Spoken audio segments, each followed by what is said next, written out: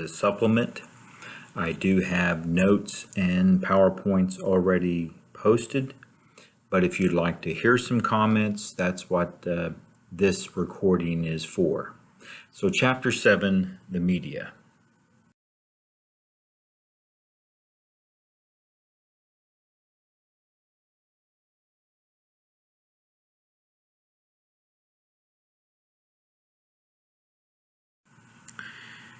And one of the things that you can see early on in this text is the ongoing, growing importance of digital media and sources, the internet, primary way of looking at that. And for most of you taking this class, I'm assuming that you have internet access at home, taking an online class. Some of you may not do that, and you may just rely upon computers in the library at NEO. But I would think most of you are working at home in this class. And so increasingly we can see that the internet becomes a very important part of the media. As always, there's questions about the responsibility and the power of the media, what's being covered, the Edward Snowden case. That's the man that's pictured in this slide. What I would suggest you do if you don't know much about this is to Google. Once again, rely upon the media, the internet, and read about Edward Snowden and consider the power of the media and the responsibility of the media. Did they do the responsible thing by covering Edward Snowden, giving him a platform? Is that necessary? Should that be the way that the media goes about its job? So think about that as you review this particular case.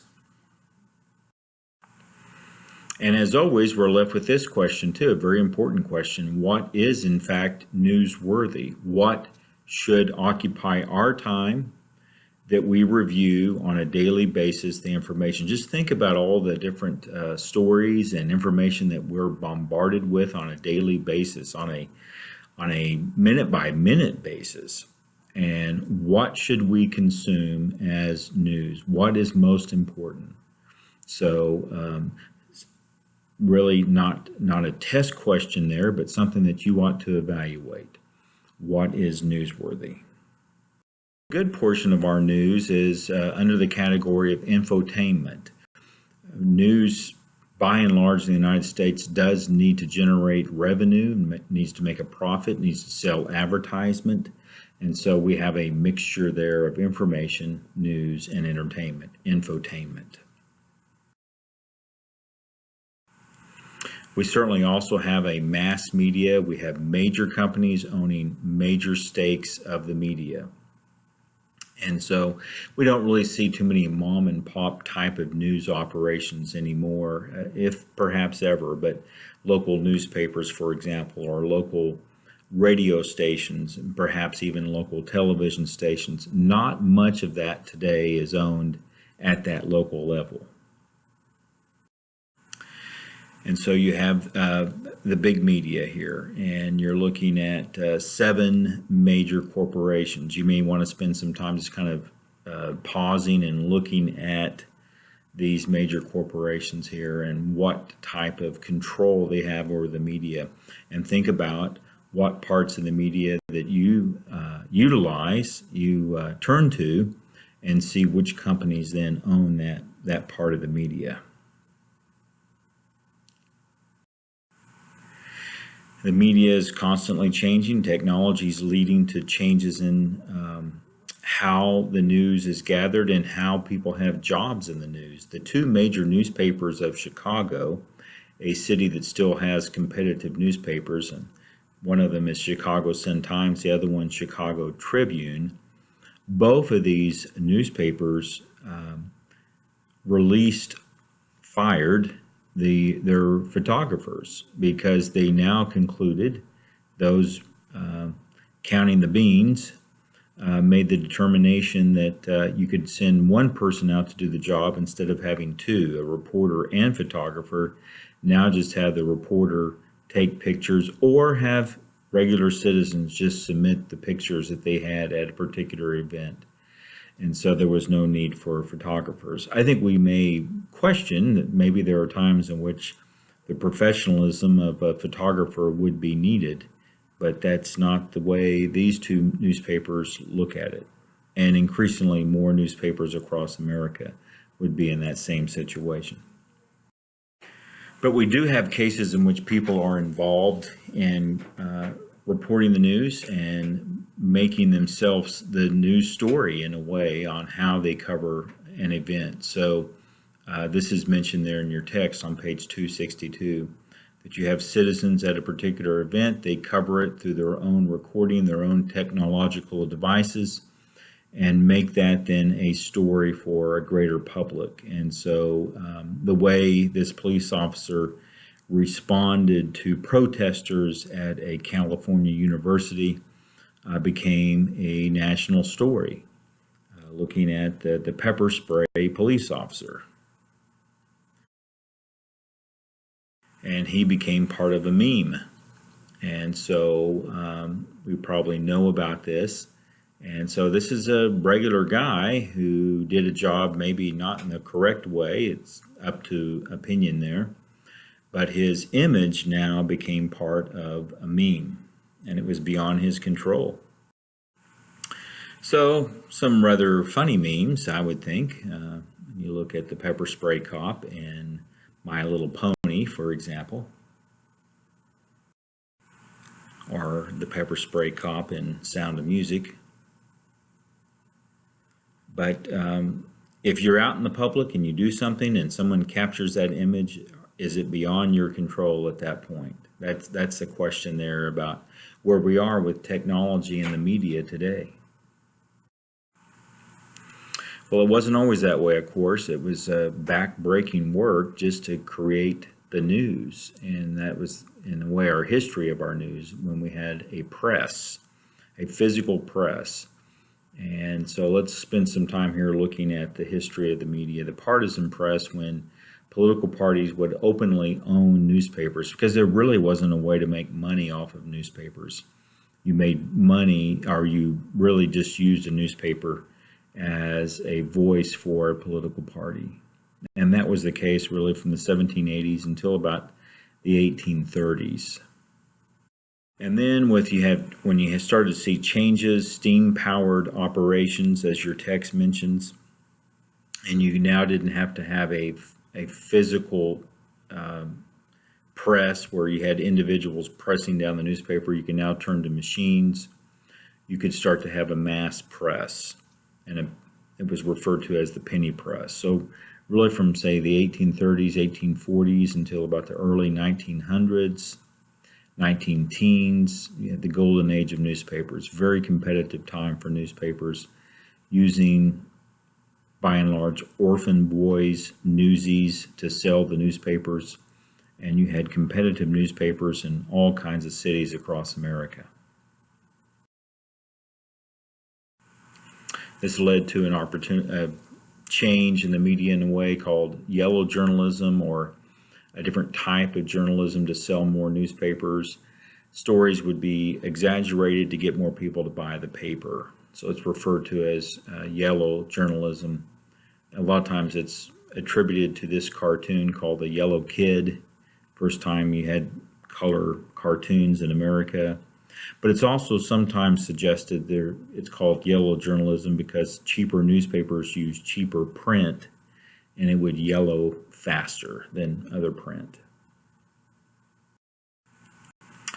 So the Spanish-American War was in 1898, started, in many ways, it's believed that yellow journalism led to this war where you had newspaper publishers, Pulitzer, that you can see here on this cartoon, he's on the left, and then you had William Randolph Hearst on the right. They were really pushing the war, as this cartoon suggests. So we know that the USS Maine battleship did explode and sink. We just don't, still to this day, not entirely sure why. I believe there was some malfunction on board the ship, but this was a major reason to get into the war with pushing the the idea that the Spanish blew up that ship. And these two newspaper men were primarily responsible for pushing towards that war. These were a couple of the pro-war supporters in the newspapers that they owned. William Randolph Hearst, very interesting figure, and is depicted in this fantastic movie, which I would strongly urge you to go watch sometime if you have the opportunity, Citizen Kane. All right, these next few slides will talk about some ways of describing the media that is not found in your text, but some interesting stories about mixing politics and the media. So, for example, PAC journalism, which we saw 20 some odd years ago with the O.J. Simpson case, the tendency for the press to cover the same story. That's the use of PAC journalism. Horse race journalism, where you have the media that covers who's ahead and who's behind the campaign. We always see that during campaign season. As I'm recording this, it's the day after the Oklahoma primaries, so you have stories that would cover who's ahead and who's behind in a particular race. You'll certainly see that leading up to a presidential election. The media also has the power of a gatekeeper, kind of like bouncers of a nightclub, which is what these individuals are supposed to be. Who gets into the nightclub, right? Who gets into the party? Who gets into the race? Who gets to compete in the race, such as participating in a debate? The media, by and large, makes that decision. And so if you're not that newsworthy, you're not getting that much support, you may not receive as much coverage by the media. So who gets into the participation? Investigative journalism, covering a story, perhaps going underground and getting that information, perhaps posing as someone else. That's some of the ways in which the media may do that.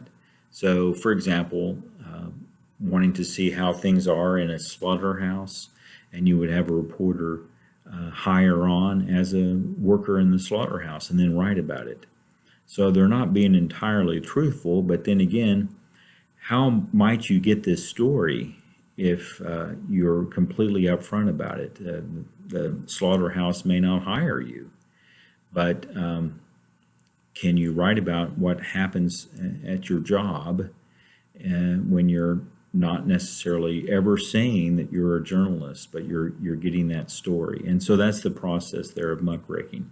It really has made some major changes in our society, especially in the area of health, when it comes to the use of practices in food processing, for example. And certainly looking at the safety and health of people living in tenement apartments, perhaps going underground to get that information, posing as somebody living in a tenement apartment in the early part of the 20th century, and then writing about it. You know, no fire escapes, no ventilation, very little protection from many health issues. And so that's brought out in that type of reporting. We see that recently. If some of you perhaps remember this program on television, would be there to cover that type of event. Somebody who's wanting to do some illegal things with an underage person, and now having that depicted on television. So perhaps we still see muckraking going on. It's being not entirely truthful on who's saying what, but is it the outcome necessary or a good thing for our society, regardless of the process? And that's, of course, partly what takes place with muckraking. One of the best known books that is connected there to muckraking, again with the slaughterhouses, is a book called The Jungle. I would strongly urge you to read that, and maybe just to read about it if you want to go online and read about the history of the jungle. It really tells us the difficult process of working in a slaughterhouse, in the early part of the 20th century and what it meant to the people who were getting those jobs and how difficult it was for them throughout their lives. So it's a really good book to read and very powerful. Will leave a powerful impact on you. What does television do to us? I imagine every one of us watching or taking this class, participating in the class, does watch some television. How much you watch, that varies from person to person, and what you watch also varies. So the hypothesis here, or prediction, is that the more you watch, the less you know about public affairs, which suggests in some ways that television is very damaging to the American marketplace of ideas, for example. And that may not be entirely fair to television. Maybe it's about the channels that you watch, and that's another way of looking at this hypothesis. Really, the amount of time that people watch television or what they watch. So it could be that somebody who, and you may know some people like this, who they will watch a lot of television and actually get a lot out of that because they're watching channels that are very educational and informative. More than likely, people who watch a lot of television aren't choosing to watch that unless maybe physically they're limited to what they can do, and that's what they use TV for. But that doesn't necessarily mean that we should blame TV for making people somewhat ignorant and lazy about public affairs. Maybe TV can actually help us in that way. Some issues that are brought out specifically from your test. I want you, your text, excuse me. I want to follow through with that. So notice there on page 272, the power of the media to influence how events and issues are interpreted. That's framing. So what channels you watched back in the debate on the Affordable Care Act, which is something like 10 years ago now, but still, if you had a channel that would list the topic as healthcare reform, that would be different than a channel or a news organization that would be referring to it as death panels. And so how it's framed, how an issue is framed, has a major impact on how many people consuming that story would view the policy. Priming, we can see here the power of the media getting people ready for a particular event. Was that happening in the days and months leading up to the Iraq war? So we notice here on page 273, priming is the process of preparing the public to take a particular view of an event or political actor. And so if we start getting certain stories about a particular individual, does that lead us towards a certain attitude towards that individual? And what is the power of the media, or the role of the media when it comes to war? Should the media, and I have this in our notes for us to, again, just analyze and think about. Maybe this is something to share with friends and family that you have here while you're taking the class. Is it the role of the media to just report the facts, or is it the role of the media to support the military? And notice, those may not be the same thing. And so that becomes very important to evaluate on the role of the media. So again, what's the greater morality for the media? Think that one over. We did notice in the history of this country when it came to the Vietnam War that the longer the war was going on, less support for the military was taking place within the reporting. That doesn't mean that they were reporting things incorrectly. It could, in fact, mean that they were actually reporting events more factually. But they were, in the process, less supportive of military activity than what we saw in the early stages of the war. And that's perhaps typical of most events. The longer it goes on, the less likely the media will be supporting that event. And this was one of those cases involving, in this case, the My Lai massacre. Another way of using Google, you might want to just type that in and find out more about that event. So we do see that the power of the media there is to set the agenda, and in many ways at least help set the agenda. So fighting drug issues, or perhaps obesity, can be some of the issues that are brought to our attention from the media, and we can see there the power of the media by making these issues important to the rest of us as well. So no doubt about it, the media is a very powerful organization, and how we use the media becomes a very important part of who we are as individuals and as active citizens in our country. All right, we'll stop there, and we'll be looking at voting behavior, Chapter 8, in our next recording.